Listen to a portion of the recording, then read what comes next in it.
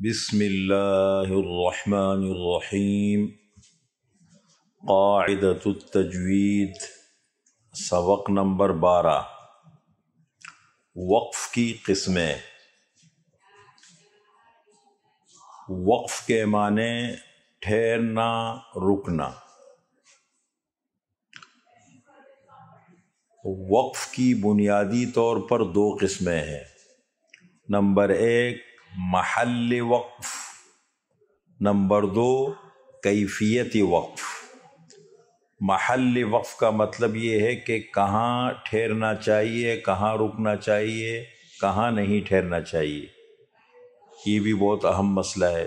اصل وقف کا تعلق معنی سے ہے، لیکن چونکہ لوگ معنی جانتے نہیں ہیں تو اس کے لیے پھر سب سے بہترین وقف آیت ہے۔ جب آیت مکمل ہو جائے تو وہاں وقف کر لے، نہیں تو علامات وقف ہے، جیسے وقف کی علامات لگی ہوتی ہیں، میم ہے، طا ہے، جیم ہے، یہ علامات وقف ہے۔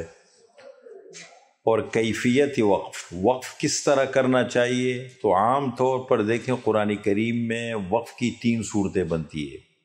کسی لفظ کے آخر میں زبر، زیر، پیش، 2 زیر 2 پیش پر اگر وقف کریں گے تو حرف کو ساکن کریں گے، جیسے عالمین سے عالمین، مستقیم سے مستقیم، نستعین سے نستعین، رحیم سے رحیم، کریم من سے کریم۔